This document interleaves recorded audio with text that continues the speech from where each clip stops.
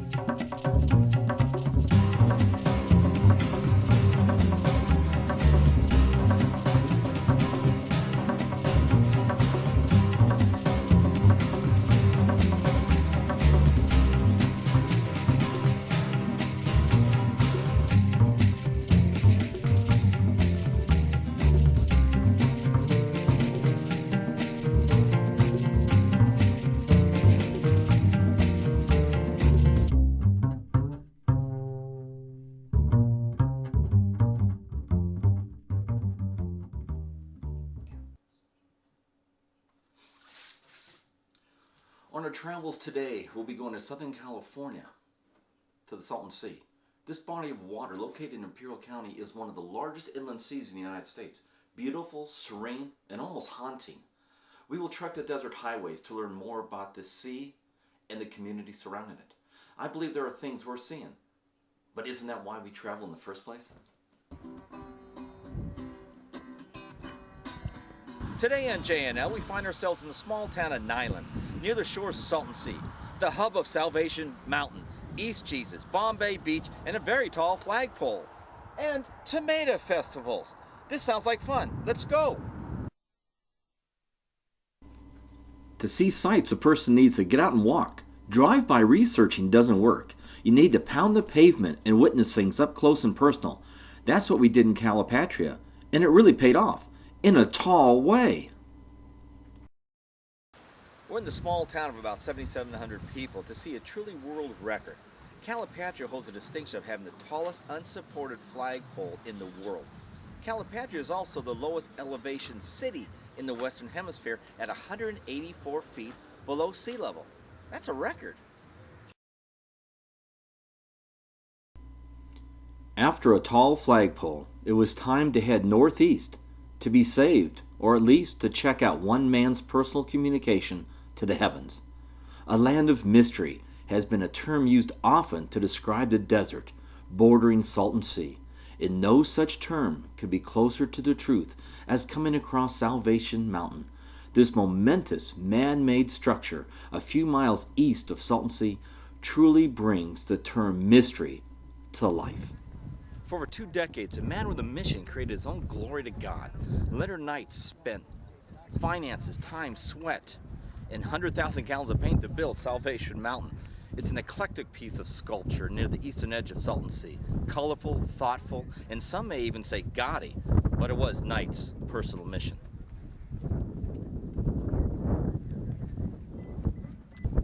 Hi, I am Carol Westergaard. I'm a teacher in the Coachella Valley, and I have family here from Seattle.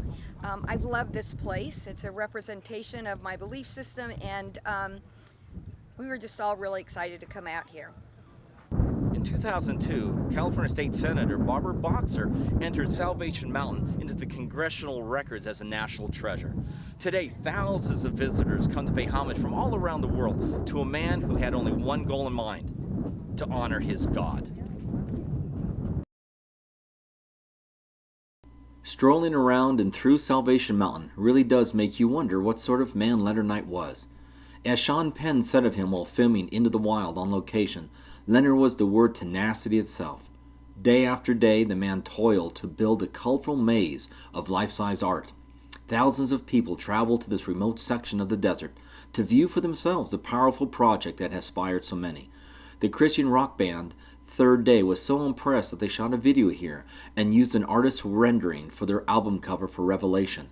Though Leonard passed away in 2014, his work is being carried on by friends so that his memory and love of his ultimate mission is Today not we're forgotten. at Camp Dunlap, a Marine base. Well, wait a minute.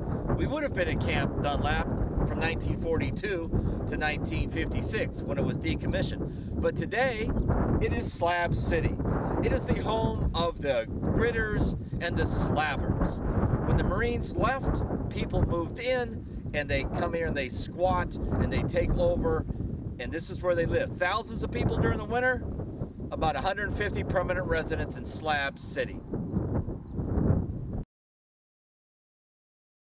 Makeshift homes, RVs, tents, or anything else that could be described as an abode makes up Slab City. Anything that can house the living counts here. Nothing or anything is too dramatic or absurd. A short 17-mile drive north from Slab City brings the adventurous to the shores of Bombay Beach.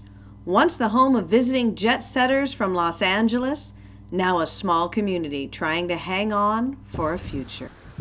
This once thriving beach community in Southern California no longer has the luster of yesteryear when Hollywood stars flock to Bombay Beach. But there is still something which draws thousands of visitors from all reaches of the world. Perhaps to witness the demise of a community, or which I hope, the hopeful expectations of greater things for the future for Salton Sea. Not many visitors to swim or boat on the Salton Sea as in the past. Pretty much none now, but there is still a lure to this often forgotten village. Let's go into the ski-in for a cold beer and see what we can learn about Bombay Beach. So what is your name? Wendell? Wendell. Nice to meet you. My name's John. John. Hi. Nice to meet you. Well, Wendell, do they don't still come out and boat, do they, out here? There's no place to put a boat in. There's no. Now, I saw what about that island here, or that island. Marina, no, There's nothing. no. And I've heard a lot of talk that they want to reclaim it and make it better and get the salt out. Is that going to ever happen, you think? Well, they'll never get all the salt out. There's a big salt mine out here in the middle. Okay. That's what's making it salty. Salt mine. Okay. 21 years. Oh, 21. Well, that's a long time. Yeah. So is it the agriculture runoff that's made the sea so bad, or is it the salt mine? Just salt mine is what That's what killed it, huh? No, well, yeah, that's the salty, I guess, the fish. And there's a million tilapia in there, and they're not a saltwater fish. They're not supposed to live in salt water. But they adapted to it. adapted, Yeah. right? Because it's saltier in the ocean, right? Yeah. 35% salter in the ocean. Is that right? 35%. Yeah. That's Wendell, I amazing. heard stories years ago, they used to say in the 60s and 70s, this was one of the most fertile fishing grounds in the United States. Oh, yeah, it used to be good fishing. Yeah. Well, here's the fish you caught out here. Oh my God. There's a Corvina. They stocked them from the Seal Cortez of Mexico. Is that right? Yeah. That's That's a good beautiful eating fish. fish. Corvina, yeah. Smoke they're 'em, good. they're very good. They're good eating Wow. fish. Yes. And they're good to catch too. They're fighters. Yeah. Now, how long ago was that though? When they kind of went out? That was back. I don't know just when that picture was taken, but it was a few years back. Now, how many people live in Bombay Beach? Probably around 200. 200. Yeah. Full timers. So when did it go from really popular beach fishing to pretty much phased out? In the mid-90s. Mid 90s. Yeah. That's when it just That's got when too it salty. And It just, well, it got bad publicity too. how's that? Yeah, it come out in the LA Times, you couldn't eat the fish in the Salton Sea. Really? Then the people quit coming out, you know. Oh yeah. And then they come out about a year later, well, you can eat the fish, they don't hurt you if you don't eat them every day. Well, who wants to fish every day? Every day. No, nobody I know. No, I like them once in a while, but not every day. Not The present-day Salton Sea was created by a natural disaster. Okay, perhaps helped by the California Development Company building irrigation canals trying to control the Colorado River. In 1905, the Colorado overflowed its banks, flowing unstopped for 2 years into an ancient dry seabed, thus creating one of the largest inland bodies of water in the United States. Never allowing a disaster to stop the good times, boaters, fishermen, and anyone else wanting to spend hot summer days basking by a large, cool body of water ended up at the Salton Sea. The Marx Brothers, Frank Sinatra, the Rat Pack enjoyed many summers splashing and drinking at the various resorts and yacht clubs located around the shores of the inland sea. In fact, there are ancient tales of a sunken Spanish galleon between San Felipe and the lands of modern-day Indio when the sea was open to the Gulf of California. These could be simply rumors, but who knows? But with the increase of agricultural runoff from the thousands of acres of farmlands and the continual creation of salt from salt factories, the glory days of the Salton Sea were fading. From its heyday of being a magnet for sun worshippers, the sea found itself being subjected to more and more unwanted materials, creating a dying sea. The salt levels rose higher than the oceans around the world, pretty much killing off any sort of fish except the always resilient tilapia. But in 2003, the Salton Sea Restoration Act was undertaken, and who knows, with the backing of government officials like the late Sonny Bono, perhaps one day there will be a reversal and the Salton Sea will be back to its pristine condition. And we can only hope so. As twilight begins to descend over the blue waters of the Salton Sea, it's time to head back to our own RV parked at Slab City and learn what's going on. Well, it looks like big things are happening at the range.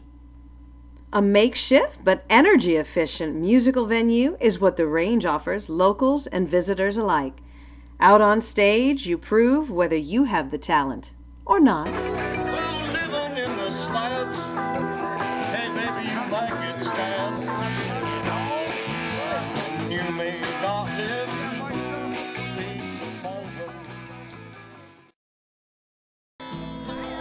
Relax, dance around the fire, and just feel at home on the range.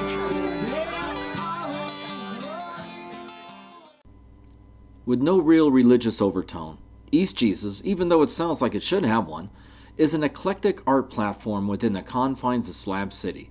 This non-profit organization is made up of lawyers, engineers, and just a group of hardworking artists from around the world.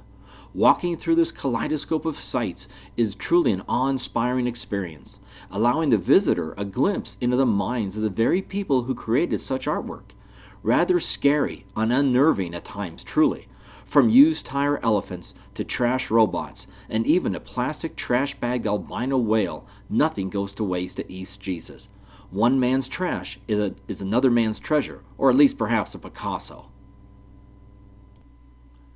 East Jesus is a wholly energy-efficient commune, utilizing solar panels, charging large banks of batteries, which runs anything from water heaters, coffee pots, electric lights, and even chargers for social media gadgets. The inhabitants may be in the middle of the desert, but these folks are not off the grid. They even have their own website. Frank, hi, John. Hey, so Charlie started this, Charlie Russell, and it was to reuse. The idea was he came out here because he wanted to start an experimental habitable art compound in the middle of an inhospitable desert. Well, you picked the right place. Yes. So he came out here and he started cleaning it up. And the idea was recycle it, reuse it, repurpose it, or set it on fire. He had to clean it up somehow. And so it just continued like that. We took all the garbage that was here and used that up, and then people started bringing us other garbage, so we figured out other things to do with it. So is it still, are you still working? I know the sign said work in progress. It's always, everything's changing. I mean, it constantly changes. The weather affects it, breaks it down, we add to it. Some of it is just to see how it breaks down. The idea of this is albino. So one of our storytellers told a tale of a mutant albino whale that was trapped in the Salton Sea. Oh. So nobody was really believing that story, Right. So then one of our metal workers said, well, I can build you something. So then we started fleshing it out with all these plastic bags. We wanted to send a message about recycling plastic bags. Either you start recycling them or they'll come back to bite you in the ass. That's true. About halfway through, the state of California banned plastic bags, so we're not quite sure if they got our message or what. But then we strung a line of LED lights down here, so now at nighttime we can turn it on and it glows and it changes colors. How many visitors do you get here? On an average, during the weekdays, anywhere between 20 and 40, and on the weekends, usually about 100 people a day. Do you really? Yeah. Wow. We give tours and explain what we're doing. We take them around, show them the community. It is a community. The property extends all the way back. You see that 60-foot tall metal man back there? Has a neon sign that says "Time for Pie," because it's always time for pie. There's a helicopter landing field in the back. There's a clothing optional gun range. We have the beauty parlor, the sweat lodge, the gardens, the mud pits. I mean, all this stuff that we built that we wanted. Right. Inside is a music room, bathroom, showers, library. So it is a real community out here. Yeah. Yeah. Yeah. Wow. The idea is to see, there's people out here in the slabs who are doing art. There's people out here in the slabs who are doing off-the-grid living. Right. And there's people out here in the slabs who are coming together as a community to make it easier. We're just trying to do all three and see if it works. Come inside for a second. I'll give you a map of the old Oh, okay. place. Thanks. Also, I don't like standing in the rain. Well, you know, you don't see much rain, so I kind of enjoy it. Fair enough. Yeah. Our fourth year of drought. So you're on the grid here. Yeah. This is all run off solar power. Oh, okay. This is all there's no telephone lines coming out here. There's no sanitation. So what do you do there's for no sanitation, that kind of stuff? bathrooms. What we do is we practice the humidor system. So we'll take the human waste and we cover it over with peat moss to keep the smell down and the insects out. Oh, okay. We then mix it up with the table scraps, bring it back out here into the desert, and let the we have some bukashi, like non-aerobic stuff that helps break down the meat and things like that. And then yeah, we have some black fly larvae that we've introduced to the compost pile, so they help break it down. One of the pluses of 120-degree summers is at 115 degrees, all the human pathogens are killed. Oh. So there are some pluses to being out here in a baking. No kidding. So yeah, all the same amenities that you have at home: lights, fan, Viagra, home pregnancy test, Playboys. I see that. Yeah. They're all unisex bathrooms, so we have about 3 of them. We call that the boys' room, the ladies' room around the corner. We have a library because there's no need to be uneducated out here. So That's a nice library. your classic post-apocalyptic library: plumbing, poker, poetry, autographed copy of Bob Ross's Joy of Painting, Johnny the Homicidal Maniac comic book. Yeah, all the stuff you need. If you have to restart the world again, yeah, we want a broad base of knowledge to choose from. Yeah. I like it.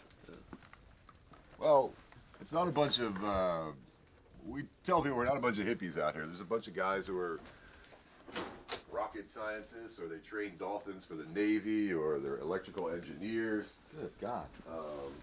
So we attract a lot of geniuses, actually. I guess so. The heart of East Jesus is our battery bank. You in there, Ken? Holy moly. These are all used, just be careful if you have a yeah. dangling metal, you can't no. get electrocuted. These are used telecommunication batteries. And it's all solar. All solar. Now we do have a backup generator for days like this when the sun doesn't come out. But I mean, we get 300 days of sunshine a year. Yeah, so you got plenty of juice. Well, our attitude is, why should we have a bill every month for something that comes up free every single day? That's a good point. You take you around and show you the center campus. All right. Also, you guys want some coffee or something? Oh, we just had some things. Yeah, there's usually anywhere from 12 to 16 people on staff. Those are volunteers that live here for a couple months, and then on the weekends we have anywhere from 10 to 100 people as guests. Wow. Now, what do you do during the summer when it is 120? Stay inside the Stay box. inside. Man. Yeah, We have air conditioners in the 2 insulated boxes, so we can get the temperature inside there down to about 85 degrees when it's 120 out. That's not bad at all. And the problem is you spend 14 hours in a box. Yeah. And then in the summertime, the problem out here in the Imperial Valley is you have so much moisture in the air during the day. Right. Between irrigation, the canals, the Salton Sea, the geothermal plants. Well, all that moisture goes up into the air, and then when the sun goes down, it can't get out of the valley, so it settles back down in the form of humidity. So in the summertime, at nighttime, it'll be 80, 85 degrees, but it'll be 70 to 80% humidity. That's pretty uncomfortable. It's hot during the day, and then you're like, oh, great, the wind, oh, I'm sweating more. Now it's humid. I'm sweating Great. more. Oh, yeah. So, Huh? A humid desert. It is. It is unusual, a humid desert. our friend Charlie in his favorite position, naked with a beer in his hand, Oh, okay. and his ashes back in the face there. His mother brought him out here to keep an eye on us. So this is a working music room, a studio grand piano. People do play it. Wow. Hot showers, stripper pole. You know, all the things you need in life. That's true. Well, strippers won't show up if you don't have a pole. I wouldn't. No, I'm not stripping without a pole. Indoor and outdoor living rooms, fully functional kitchens. A couple guys who are qualified as chefs. This is amazing. The regular bar, the hookah bar, the East Jesus petting zoo with tarantulas and scorpions. Look at that pit. Nice. Beautiful view of the Chocolate Mountain Gunnery Range. So there's a Navy SEAL base located right out here. So you can sit here in the living room and watch flares, tracers, hear explosions, machine guns, live music. So how far away are they? See where those little berms are? Yeah. Those 3 bumps? Mm-hmm. Yeah, that's the backstop to their gun range. Oh, you are right there. Yeah. Do you ever get anything by accident flying over? No, they're pretty good. Yeah. SEALs, yeah, they're very good. Sorry, I was a Navy guy. I gotta give them some credit. Yeah, they're pretty good. They got good aim. So far, they haven't missed yet. That's good. It's also the Chocolate Mountains is the largest bombing range in the United States. Oh. So yeah, that's on the other side of the hill. If you look like Google Maps, you'll see there's fields of like tanks and stuff out there where they go and shoot them up. There's like a little village over here. It'd be an arbor as we get more of the green stuff to grow up around the bottom. Right. And we build more of the hanging gardens that go around the top. The original murder gardens, murder boxes, because we kept killing every plant we put in here until we finally got the handle on it. Now there's like eggplant and peppers and the tomatoes are doing. Now where do you really get the water? Do you bring it in? Bring in the water. You see that I see right there. tanker right there? Right. So we have friends who have access to the canal. We can fill that up with 250 gallons in 58 seconds. Yeah. Go in, drop it, and we use that for irrigation and for hot showers. We have an instant heat system in I there. see you're building right now. A young girl named Angelina Garcia. She did the other side in the summertime. We set up a bunch of lights, and she did the other side. This one she did about 4 weeks ago. She came down here at like 10 o'clock at night. She started painting at midnight, and she was gone by 8 a.m. Oh, wow. Graffiti artists don't have a lot of time. No, they don't. It's a pretty nice job, though. I say, the other side is even better. That was the first one she did for us. But she came out here in like July, so it was 100 degrees during the day. So we set up the lights and she did this one first. And this was one whole night. Oh, wow. Now, is there a purpose you have the bus into the ground? Walter, this was a group called Transit Antenna. They bought up the New York City transit bus and they turned it into a biodiesel RV. Oh. They were going around the country as far north as Fairbanks.